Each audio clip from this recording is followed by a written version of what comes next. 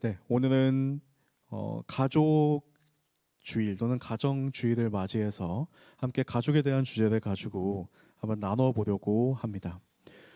이렇게 모니터를 설치하고 나니까 한 가지 단점을 이제 계속 발견하게 되는데 이쪽 부분들이 잘 가려지네요. 네, 그렇지만 얼굴은 보이니 네, 우선 다음번에 좀 시정해 보도록 하겠습니다.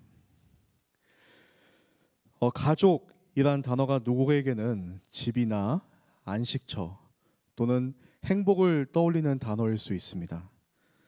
그렇지만 또 다른 이에게는 또는 어떤 상황에는 가족이란 단어가 부담이 될 수도 있고 불편이 될 수도 있고 회피의 단어로 다가오는 순간도 분명히 있습니다. 여러분 중에는 저희 특히 이 폴토 안에 보면 학업이나 또는 직장 때문에 이제 가족을 떠나서 본가를 떠나서 독립한 분들이 계십니다. 여기에는 아마 뭐 부모님의 집밥이 그리운 분도 계실 것이고 또는 오히려 홀가분한 분도 분명 있을 것입니다. 하나 분명한 것은 이 세상에는 완벽한 가족은 없다라는 것이죠. 근데 이런 질문을 해볼 수 있습니다. 하나님은 우리에게 왜 가족을 허락하셨을까요? 그리고 교회 공동체를 또 하나님은 새로운 가정이다, 가족이다라고 부르시는데 왜 또 하나의 가족을 하나님은 만드셨을까요? 분명한 것은 우리의 가족도 또 지금 이 교회란 공동체도 불완전하다는 것입니다. 우리가 함께 하는 것이 좋은 날도 있습니다. 함께 예배하는 게 기쁜 날도 있고 또 함께 순모임 할 때가 좋을 때가 있고 가족도 마찬가지로 함께 모일 때가 즐거울 때가 있습니다. 그렇지만 어떨 때는 아플 때가 있죠. 어떨 때는 힘들 때가 있습니다. 가족과 함께하는 시간이 가시방석과 같을 때가 있고 또 교회에서 있는 시간이 무효하거나 또는 이 시간이 정말 나에게 필요한 것일까라고 회의감이 들 때도 있습니다. 하나님은 그러나 이 연약한 가정 안에서 우리가 깨닫기를 원하시는 것이 있다라는 것이죠. 우리가 가족의 진정한 가치, 즉 사랑의 참된 의미를 발견하여서 조건 없이 사랑하는 법을 이 가족이라고 하는 형태 가운데서 배우기를 원하십니다. 오늘 요셉의 이야기를 통해 하나님께서 어떻게 우리 가정과 또 하나님의 가족인 교회 공동체를 회복시키시고 또 새롭게 하시는지, 우리가 무엇을 하나님으로부터 기대할 수 있는지를 함께 살펴보기 원합니다. 이 교회를 오랫동안 다닌 분들에게는 요셉의 이야기는 너무나도 익숙한 이야기입니다. 보통 그의 고난, 믿음, 그리고 무엇보다 노예에서 이집트의 총리가 되기까지 그 엄청난 성공 스토리에 우리는 많이 집중을 하게 되는 것이죠. 그러나 그 성공의 이면에는 가족으로부터 버림받았던 그 부분이 그 이야기의 시작에 있습니다. 오랜 고통 후에 주어진 그의 삶은 겉으로 보기에는 화려했지만 그 마음 한켠에는 이 가족이라고 하는 아직 해결해야 될 상처와 아픔이 있었다라는 것이죠. 그리고 하나님께서는 그 회복의 순간을 22년 만에 요셉에게 찾아오게 하십니다. 형들이 요셉을 노예에게 팔고 22년이 지난 후에야 다시 재회를 하게 하시는 것이죠. 먼 가나안 땅에 살았던 형제들이 이집트에 살고 있는 자기 앞으로까지 나오게 하신 것입니다. 함께 2절과 3절 말씀을 읽어보도록 하겠습니다. 읽어보겠습니다. 시작. 그리고 너무나 큰 소리로 우는 바람에 이집트 사람들이 그 소리를 들었고 바로의 궁정에서도 그의 울음소리를 들었습니다. 요셉이 자기 형들에게 말했습니다. 제가 요셉입니다. 아버지께서 아직 살아 계십니까? 그러나 형제들은 요셉 앞에서 너무 놀라 도저히 대답을 할 수가 없었습니다. 아멘. 자신을 노예로 팔아버린 형제들을 보고서 요셉은 분노하면서 화를 낸 것이 아니라 오늘 말씀은 요셉이 울었다라고 기록하고 있습니다. 그것도 집 밖에 있는 이집트 사람들과 파라오의 궁정까지 다 들리도록 크게 울었다라고 말씀하고 있는 것이죠. 그 말의 의미는 그만큼 크게 오래 통곡하며 울었다라는 것을 보여주고 있습니다. 성경에서는 요셉이 노예로 팔려가고 또 노예로서의 고통의 삶을 살고 또 억울한 감옥살이를 몇 년 하는 동안 단 한 번도 요셉이 울었다라고 기록하지 않습니다. 그런데 재미있는 점은 요셉이 울었다는 말이 성경에 총 7번이나 등장하는데 7번 모두 다 가족을 만났을 때입니다. 그 다른 어느 때도 아니고 어떠한 환경과 어려움과 모든 그 힘든 시기 때가 아니라 단지 가족을 만났을 때마다 항상 울었다라고 하는 기록을 7번이나 반복해서 하고 있는 것이죠. 요셉이 다시 가족과 재회하고 관계를 회복하는 모든 상황 속에는 눈물이 있었다라는 것을 볼 수 있습니다. 참된 가정은 하나님께서 원하시는 가족의 모습은 자신의 아픔을 드러내 보일 수 있는 곳이어야 하는 것이죠. 자신의 가장 어두운 내면, 나의 깊은 상처를 나눌 수 있는 안전한 곳이 진짜 가장 올바른 가정의 모습이라고 할 수 있는 것입니다.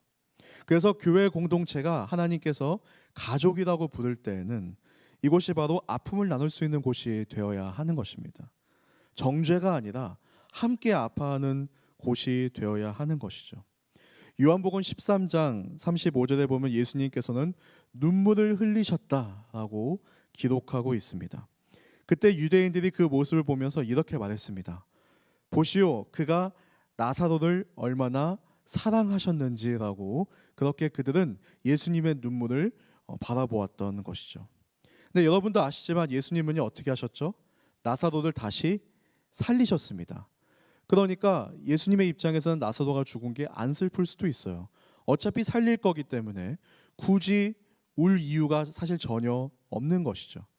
좀 있으면 볼 건데 왜 굳이 울어야 할까? 그렇잖아요. 그렇게 생각할 수 있는데, 근데 놀라운 점은 뭐냐면 예수님께서 우셨던 이유가 무엇이었냐는 거죠. 그건 바로 마리아와 마르다의 그 자매의 아픔에 공감하셨기 때문입니다. 그들이 통곡했기 때문에, 그들이 울었기 때문에 이 상황과 이 모든 것에 대해서 공감하시고 이거에 대한 아픔을 공유하고 계셨다는 것이 중요한 것이죠. 그래서 바울이 이렇게 이야기하고 있습니다. 우는 사람들과 함께 우십시오라고 로마서 12장 15절 말씀을 말하고 있는 것이죠.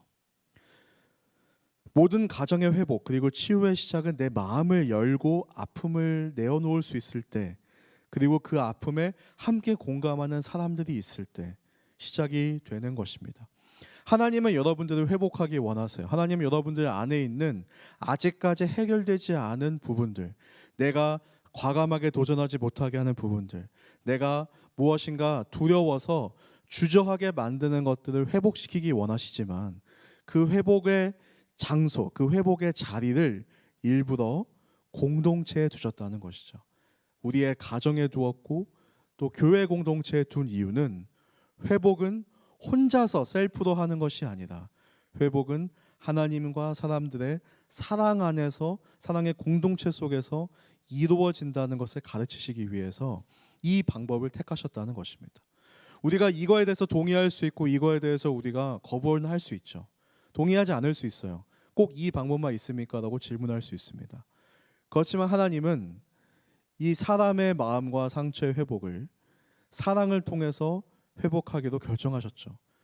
이것을 따르냐 안 따르냐는 우리의 믿음의 문제이고 우리의 준비된 자세의 문제이지만, 그러나 하나님의 방법은 이렇다라고 성경은 말하고 있는 것입니다.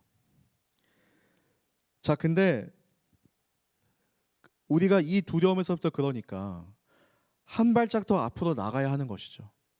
그냥 공동체에 나오는 것뿐만이 아니라 어떻게 하면 더 나갈 수 있을까? 이것이 저는 4절 말씀에 있다라고 생각이 되어지는데요. 우리 4절 말씀도 함께 읽어보도록 하겠습니다. 시작. 요셉이 형들에게 말했습니다. 제게 가까이 오십시오. 그들이 가까이 오자 요셉이 형들에게 말했습니다. 제가 형님들이 이집트에 팔아버린 형님들의 동생 요셉입니다. 자, 형들에게 요셉은 이제 가장 두려운 존재입니다. 요셉에게는 형들을 죽일 명분도 있고 권력도 있었고, 어차피 지금의 가족이 극심한 가뭄에 있는 생존의 위기 가운데서 요셉이 어떻게 결정하냐에 따라서 그들이 살 수도 죽을 수도 있는 상황이었습니다. 그런데 형들을 가장 두렵게 한 것은 지금의 현실이 아니라 바로 자신들이 지우고 싶어 했던 그 모습을 마주하고 있다는 것입니다. 죽었다라고 생각했고 이제는 그것이 잊혀졌다고 생각했고 자신이 그때 잘못은 했지만 더 이상 기억할 수 없는 22년 전의 사건이 지금 내 앞에 놓여 있는데 그냥 내가 생각했던 훨씬 이상으로 훨씬 더 두려운 존재로서 내 앞에 다시 나타나 있다라는 것이죠. 근데 그런 두려움에 떨고 있는 내면을 정면으로 마주하기 어려운 그들에게 요셉은 이렇게 이야기합니다. 제게 가까이 오십시오. 히브리어 원어로 직역하면 망설이지 말고 즉시 다가오라라고 하는 동사를 사용하고 있는 것입니다. 망설이지 말고 지금이 가까이 나아갈 때, 지금이 한 발짝 더 나아갈 때라고 말하고 있는 것입니다. 사실 마음문을 연다는 것은 매우 어려운 것이고 두려운 것입니다. 근데 그럴 때는 물리적 거리부터 좁히는 것이 첫 스텝일 수 있습니다. 이게 그들이 가까이 나아갔다고 마음이 바로 열린 것은 아니겠죠. 그러나 가까이 나아갔기 때문에 마음을 열 수밖에 없는 그 다음 스텝으로 진전할 수 있었던 것입니다. 예수님께서도 수고하고 무거운 짐진 모든 사람들은 다 내게로 오라. 내가 너희를 쉬게 할 것이다 라고 말씀하고 있습니다. 어떨 때 모든 문제의 해결의 시작, 어떨 때 내가 가지고 있는 이 문제들의 해결의 시작은 바로 예배의 자리로 주님이 계신 이곳으로 나와 있는 것만으로도 회복의 첫 시작이 될 수 있는 것입니다. 지금 이 자리에 앉아 있는 것이 모든 문제를 해결하진 않을지 몰라도 최소한 이 문제를 직시하고 해결할 수 있는 첫 스텝을 밟게 하는 중요한 첫 번째 단추가 될 수 있다는 것이죠. 서로 어색한 이가 있다면 일부러 옆에 앉는 것만으로도 많은 회복이 일어납니다. 전 예배 때 뭐 친한 분들끼리 앉는 것도 좋지만 좀 내가 가까이 가고 싶은 사람 옆에 앉는 것도 도전해 볼 만하다고 생각이 들어요. 별거 아닌 것 같지만 옆에 앉아 있는 것만으로 많은 변화가 일어나기 시작합니다. 함께 밥 먹는 것만으로도 많은 변화들을 저는 경험할 수 있고 좀 더 가까워지는 것을 느낄 수가 있어요. 어떨 때 아무 말 없이 밥을 먹어도 밥을 같이 먹었다, 같이 무언가 동등한 행동을 했다는 이유만으로도 변화가 일어나는데 그렇게 주님께 조금만 가까이 다가간다면 조금만 내가 주님께 가까이 다가가면 그 생명력을 우리가 경험하게 된다는 것이죠. 진짜 변화가, 진짜 회복이 이 단순한 행동으로부터 시작된다라고 저는 생각이 됩니다. 그래서 어떨 때 저희가 보면 힘든 사람이 있을 때 그 사람에게 막 어떠한 조언을 해주는 것보다 그냥 그 옆에 있어주는 게 훨씬 더 큰 위로가 될 때가 있지 않습니까?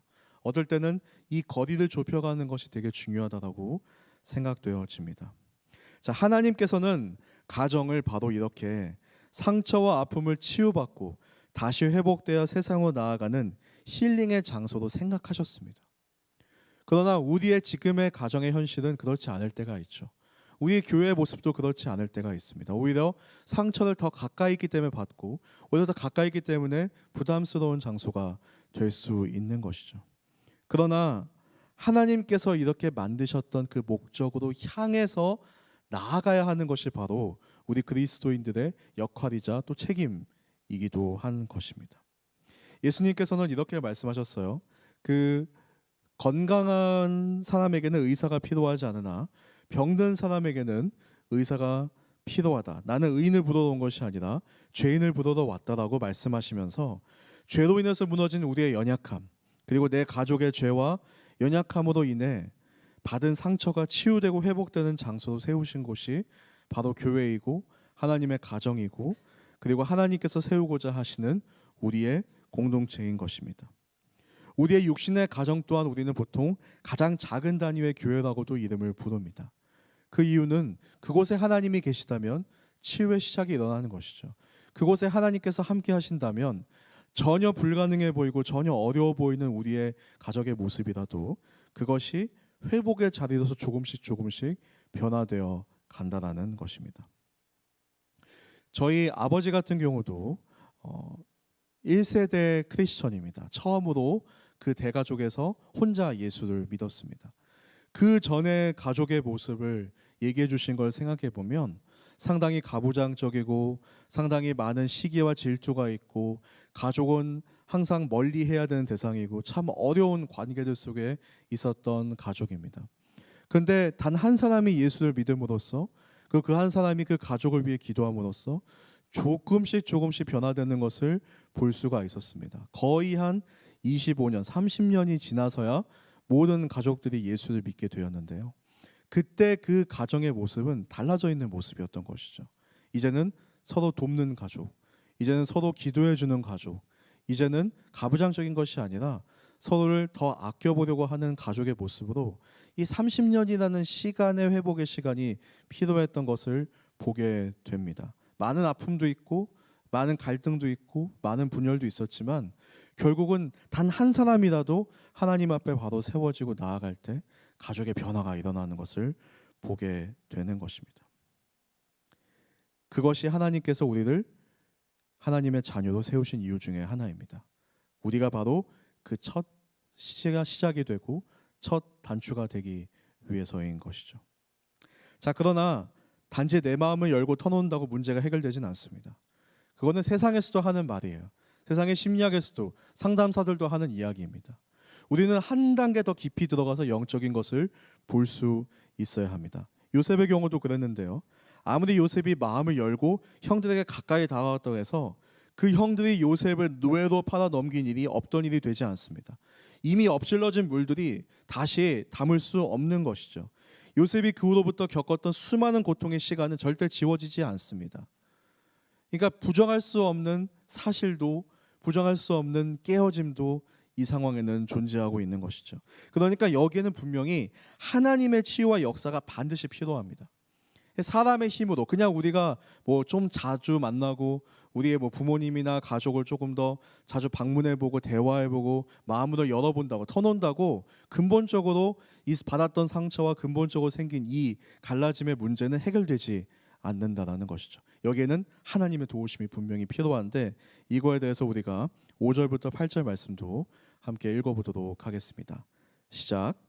하지만 형님들이 저를 이곳에 팔았다고 해서 근심하거나 자책하지 마십시오. 이는 하나님께서 생명을 구하시려고 저를 형님들보다 먼저 여기로 보내신 것이기 때문입니다. 2년 동안 이 땅에 흉년이 들었지만 앞으로도 5년 동안 밭을 갈지도 못하고 추수도 하지 못합니다. 그러나 이 땅에서 형님들의 자손들을 보존하시고 큰 구원을 베푸셔서 형님들의 목숨을 살리시려고 하나님께서 미리 저를 보내신 것입니다. 그러므로 저를 여기에 보내신 분은 형님들이 아니라 하나님이십니다. 하나님께서 저를 바로의 아버지와 그의 온 집의 주인과 이집트 온 땅의 통치자로 삼으셨습니다. 아멘. 요셉은 이 모든 것이 형들의 잘못으로만으로 시작된 것이 아니라 하나님의 섭리 안에서도 이루어진 것이라고 말하고 고백하고 있습니다. 요셉은 자신이 겪었던 이 배신과 억울함을 피해의 스토리로 남겨두지 않았습니다. 나는 피해자야. 여기서 왜 우리 가정은 이런 어려움을 겪어야 돼? 왜 나는 이런 상황 속에서 자라야 되지? 왜 이 상황 속에서 내가 있었지?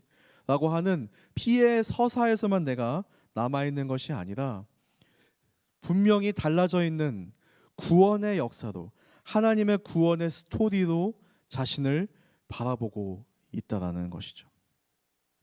하나님 안에서 그는 자신의 이 아픔과 이 가족의 불행이 인류를 구원하시고자 하고 결국은 그 가족도 구원하시고자 했던 하나님의 계획을 새롭게 발견한 것입니다.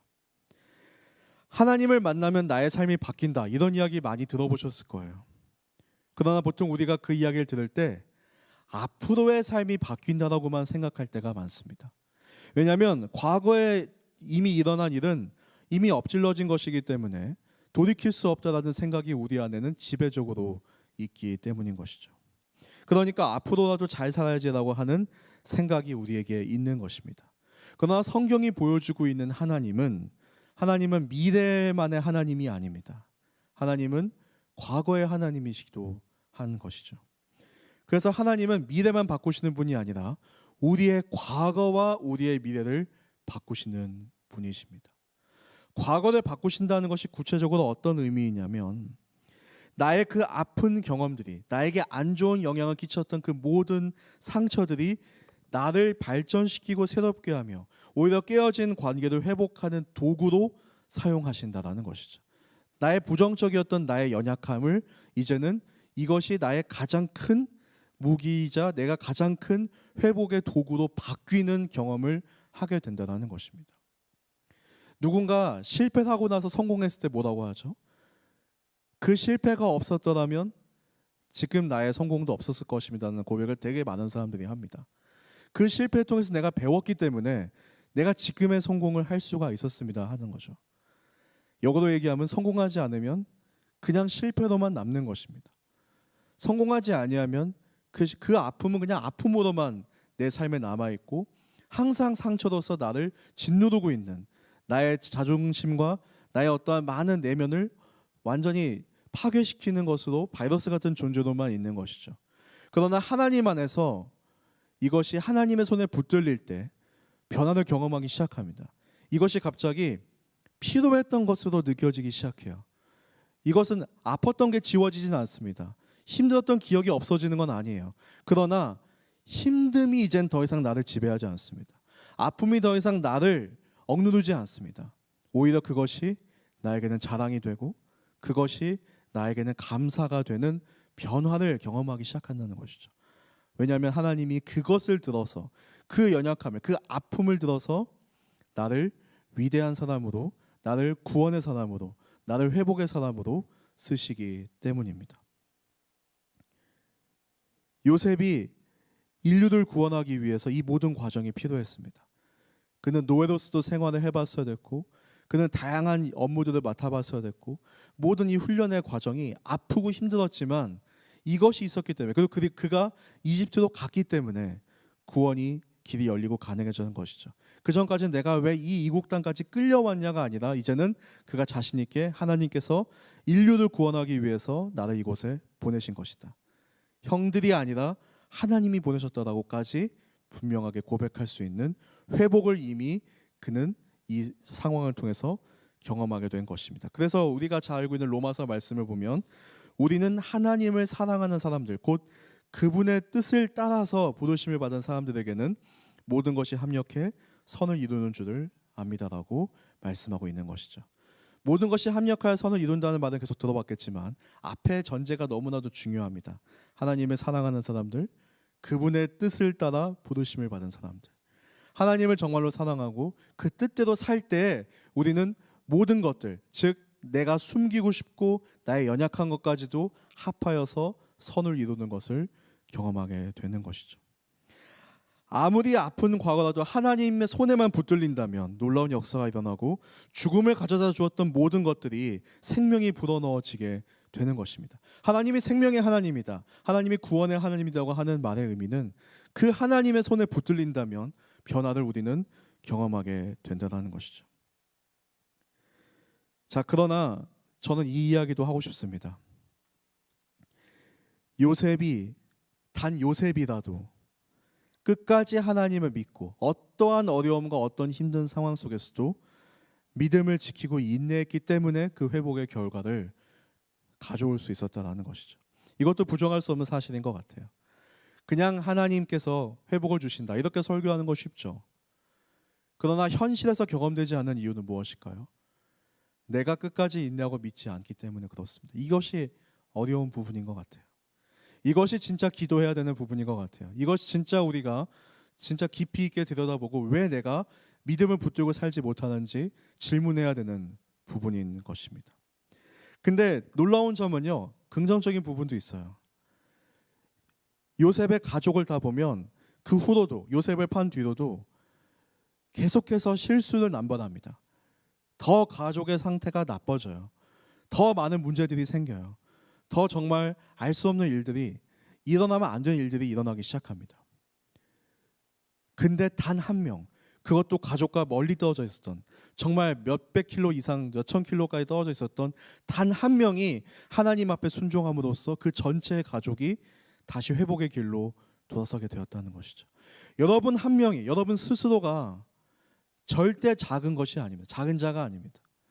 여러분 한 명을 통해서 하나님은 이 세상을 바꾸실 수 있고 교회를 바꾸실 수 있고 여러분의 가족을 회복할 수 있다고 성경은 말하고 있는 것입니다. 여러분이 끝까지 단 한 명만이라도 정말 하나님의 손에 붙들린다면 놀라운 역사가 경험되어진다는 것을 요셉의 이야기를 통해서 볼 수 있는 것입니다. 그만큼 우리에겐 영적 책임이 막중합니다. 오늘 이 말씀을 듣고 있는 우리, 이 말을 또 전하고 있는 저 또한 그 책임이 있는 것이죠. 우리가 이것을 오늘 들어야 되는 이유가 무엇일까? 우리에게 그 책임이 있기 때문에 그렇습니다. 우리의 순이 살기 위해, 우리의 공동체가 살고, 우리나라가 살고, 우리가 왜 나라를 위한 기도를 계속 할까요? 역시 같은 이유라고 생각합니다. 단 한 명의 의인이라도 이 땅에 있다면 이 땅에는 소망이 있기 때문이죠. 왜냐하면 하나님이 그 사람을 통해서 역사하시기 때문입니다. 그래서 저는 이 말씀을 꼭 드리고 싶습니다. 여러분, 가족의 전체에 복이 임하는 것은 많은 사람들이 잘해서가 아닙니다. 단 한 명이라도 무릎 꿇고 매일 기도한다면, 단 한 명이라도 정말 주님 앞에 바로 살려고 노력한다면 나에게 연결되어 있는 모든 가족들까지도 회복을 이룰 수 있다는 것을 오늘 말씀은 분명히 보여주고 있는 것입니다. 근데 절대 여러분들이 기억하십시오. 환경이, 어려운 환경이 나의 인생의 가장 큰 적이 아닙니다. 인간관계 힘들죠. 특히 직장 생활하시는 분들 더더욱 알 거예요. 무슨 말인지. 인간관계가 근데 인생의 최대의 적이 아닙니다. 항상 나를 무너뜨리고 믿음에서 멀어지게 하고 모든 것에서부터 내가 포기하게 하는 것은 그 적은 바로 나 자신이죠. 인생의 가장 큰 적은 나 자신입니다. 그 어떤 것도 없습니다. 살다 보면 느끼는 것은 결국 내가 인내하지 못하고 내가 이것에 대해서 끝까지 내가 믿음을 지키지 못한 나의 문제인 것입니다. 누군가가 나에게 상처 주는 것이 큰 문제가 아닙니다. 어려울 수는 있죠. 그러나 본질적인 문제는 아닙니다. 왜냐하면 누구는 상처를 받고 누구는 받질 않아요. 그만큼 내 내면이 얼마나 단단한지에 따라서 그것은 확실히 다를 수 있죠. 내가 어떤 상황에 상태인가, 이것이 정말로 중요한 것입니다. 하나님의 말씀이 아니라 내 지식을 신뢰하고 쫓아갈 때 우리는 구원의 길에서 멀어지게 됩니다. 하나님이 아니라 내 생각을 믿고 행동할 때 무너지게 됩니다. 정말로 내 생각이 이것이 정말 하나님께 붙들려 있는지 아니면 나 혼자의 생각인지를 계속 돌아보아야 하는 것입니다. 가장 힘든 것은 내 믿음을 매일 지키며 살아가는 것이라고 생각해요. 지내보니까 오늘은 정말 하나님 뜻대로 살아야 되겠다라고 하고 10분 지나고 나면 벌써 다른 생각이 날 지배하고 있습니다. 하나님에 대한 생각은 이미 사라진 지 오래예요. 계속 세상적인 생각을 하며 나아가고 있는 모습을 보게 되는 것이죠. 저는 우리가 이번에 이제 금요일부터 수련회를 합니다. 이 수련회에 제가 이번에 목표를 세웠던 것은 매일마다 내 믿음을 지키고 사는 방법을 저희가 배워야 한다는 것이죠. 그것을 배우고 우리가 일상으로 돌아가야 됩니다. 그것을 터득하고 돌아가야 되고 나를 계속해서 믿음 안에서 바로 세우고 하나님 안에서 나를 계속해서 다시 원래 가야 되는 길로 돌이키게 하는 것, 그것이 매일 훈련되어져야지만 우리에게 미래가 있다고 생각이 됩니다. 내 감정에 휘둘리지 않고 세상의 수많은 미디어나 여러 가지 영향 속에서 말씀을 붙들고 살아가는 것, 그것이 가장 힘든데 그것에 대해서 우리가 훈련하고 나가야 하는 것이죠. 하나님의 말씀만 따라서 살아가려고 몸부림치는 것이 그 어느 때보다 중요한 시기입니다. 우리 가정의 회복은 나로부터 시작되는 것입니다. 우리 공동체의 회복은 나로부터 시작되는 것입니다. 내가 믿음으로 살 때 가족은 변화되고 교회는 생명력을 찾을 것입니다. 마지막으로 우리 가족과 교회가 그렇다면 변화가 되어야 된다면 어떤 모습으로 변화될지도 오늘 말씀에 나오는데요. 9절부터 11절 말씀도 우리 이어서 함께 읽어보도록 하겠습니다. 시작. 이제 어서 제 아버지께 가서 이렇게 말씀드리십시오. 아버지의 아들 요셉이 이렇게 말했습니다. 하나님께서 저를 온 이집트의 주인으로 삼으셨으니 머뭇거리지 말고 제게로 내려오십시오. 아버지께서는 고센 지방에서 저와 가까이 사시게 될 것입니다. 아버지와 아버지의 자식들과 손자들과 아버지의 가축들과 양들과 아버지의 모든 것들이 말입니다. 아직도 흉년이 5년 더 남았으니 제가 아버지를 봉양하겠습니다. 그렇지 않으면 아버지와 아버지의 집안과 아버지께 속한 모든 사람들이 다 가난에 처하게 될 것입니다. 라고 말입니다. 아멘. 자, 요셉은 자신의 가족을 살리기 위해서 고센 땅이라고 하는 것을 준비합니다. 그 고센 땅은 보면요, 경제적으로나 정서적으로나 어떤 신앙적인 쉘터를 만들어주는 것이죠. 왜냐하면 이집트인들과 분리돼서 사는 지역이기 때문에 어떻게 보면 세속적인 영향에서는 벗어날 수 있는 곳이고요. 그리고 또 그렇게 됨으로써 여호와 신앙을 이 가족이 계속 유지할 수 있도록 돕는 역할을 합니다. 요셉의 가족이 유목민으로서 원래 자신들이 또 하던 일들을 계속할 수 있는 장소로도 제공을 해주는 것이죠. 이집트는 여러분 아시다시피 농경 사회이죠. 발전된 사회이기 때문에 유목민들에 대해서 되게 부정적이었습니다. 그러니까 아마 갔었더라면 농경 사회에 적응을 해야 되는 상황, 그러니까 농사를 져야 되는 상황일 수 있는데 이 고센 땅은 농사를 짓는 곳이 아니라 유목민으로 계속 정체성을 이어갈 수 있는 장소인 것입니다. 그 구약 성서로 철학학이라고 하는 요람 하조니의 책이 있습니다. 그 책에 보면 이스라엘의 하나님은 항상 자신을 목자, 목동으로 표현하고 있다고 이야기합니다. 농사꾼이 아니라 유목민으로 표현할 때가 되게 많은데요. 예수님도 자신을 목자라고 그렇게 표현을 하죠. 다윗 또한 목동이었는데 그가 왕으로 세움받았음을 우리가 보게 됩니다. 그러니까 도시를 세우고 농사를 지으면서 이 땅에 정착하는 후손들이 있고 그 다음에 40년 광야를 횡단하면서 목축을 하면서 살아가는 유목민들의 모습이 두 개가 항상 대조가 돼서 나오는 것이죠. 세상의 나라는 항상 정착하고 그 땅에 거주하는 것에 집중하는 반면 하나님의 사람들은 이곳이 잠시 거할 나그네의 장소일 뿐 계속 유목민으로서 계속해서 나그네로서 이 땅에 소망을 두지 않고 하늘의 소망을 두면서 하나님의 인도하심을 의지하며 살아나가는, 나의 기술이나 나의 성벽이나 나의 방어가 아니라 하나님을 목자로 두고 살아나가는 것을 훈련하는 것을 보게 됩니다. 그러니까 우리는 어떤 삶을, 어떤 회복을 우리는 기대하고 있는가, 이걸 저는 물어보고 싶은 거죠. 우리가 기대하는 회복이 세상이 말하는 이상적인 가족인 것인가, 즉 안전하고 경제적으로 탄탄하고 이곳에 기반이 있고 이곳에서 뭔가 모든 것들이 다 이 세상에 잘 갖추어지는 것이 우리의 이상적인 모습인가, 아니면 오늘 하나님께서 보여주시는 것처럼 고센 땅처럼 우리의 정체성이 회복되는 곳이 바로 하나님이 생각하시는 가정인가, 신앙의 공동체가 되고 세상에서 아무리 세상의 영향을 받아도 가족으로만 들어오면 그곳에선 다시 하나님의 말씀이 있고 예배가 있고 다시 우리가 세상을 따라가는 것이 아니라 하나님을 따라 살아야 된다는 것이 회복되어지는 공동체인가, 이것이 정말 중요하다고 생각합니다. 우리의 순위, 우리의 교회가 바로 그런 쉘터가 되어야 하는 것이죠. 고센 땅과 같은 곳이 되어야 되는 곳이고, 여기서는 우리가 세상을 어떻게 하면 잘 살아갈 것인가를 배우는 것이 아니라 세상을 어떻게 하면 이기고 세상에서 넘어서 하나님의 나라를 사모하며 나갈 것인가를 배우는 그런 최종적인 목표가, 하나님에 대한 정체성이 있어야 되는 곳이 되어야 할 줄을 믿습니다. 그래서 우리 순위, 또 그런 쉘터가 되어야 되는 것이고, 우리 폴토 공동체가 그런 하나님의 가족이 되어야 되고, 우리가 속한 가정이, 그래서 앞으로 우리가 만들어가야 될 가정 또한 바로 이 고센 땅과 같은 곳이 되어야 하는 것이죠.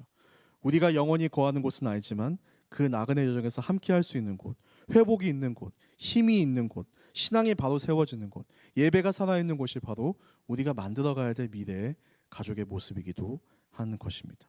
그곳이 하나님이 꿈꾸시는 참된 가정의 모습이라고 성경은 말하고 있습니다. 저는 마지막 12절에서 요셉이 자신을 어떻게 부르고 있는지 읽을 때마다 되게 멋지다는 생각이 드는데요. 제가 그냥 읽어드리겠습니다. 형님들과 제 동생 베냐민이 보는 대로, 지금 말하고 있는 제가 바로 요셉입니다. 형님들이 보는 대로 있는 제가 바로 요셉이라고 말하고 있는 것이죠. 노예로 팔려간 요셉, 고된 노예와 옥살이를 한 요셉, 그리고 이집트의 가장 큰 지도자가 된 요셉, 그 상처와 성공 모두 다 보이는 모습 그대로가 바로 나 요셉이다라고 이야기하고 있는 것입니다. 보이는 그대로, 있는 모습 그대로 당당히 서 있는 자신, 그것이 바로 끝까지 믿음을 붙들며 하나님의 그 인도하심에 순종한 자의 모습이라고 생각되어집니다. 진정한 치유받은 자는 아픔을 숨기는 자가 아니라, 아픔이 없어진 것이 아니라 아픔을 끌어안을 수 있는 자인 것이죠. 가족을 아름답게 포장하는 자가 아니라, 가족의 힘든 모습을 애써 외면하는 자가 아니라, 진짜 하나님 안에서 회복된 가정은 그 아픔을 자유롭게 공유할 수 있고 함께 공감할 수 있고 함께 울어줄 수 있는 가족으로까지 성숙된 것이 바로 하나님의 가정이라고 생각이 됩니다. 이제는 치유를 받아야 하는 자가 치유하는 자가 되는 것, 상처 입었기에 다른 상처를 받은 사람들을 공감하고 치유할 수 있는 것. 그것이 어떻게 자신의 가정을 회복시키는지 보면서 우리 또한 주님 안에서 온전한 치유와 회복을 이루고 우리의 가정이 회복의 도구로 하나님께 쓰임 받는, 우리 교회가 이 땅의 회복의 도구로 쓰임 받는 그런 우리 모두가 되기를 축복합니다.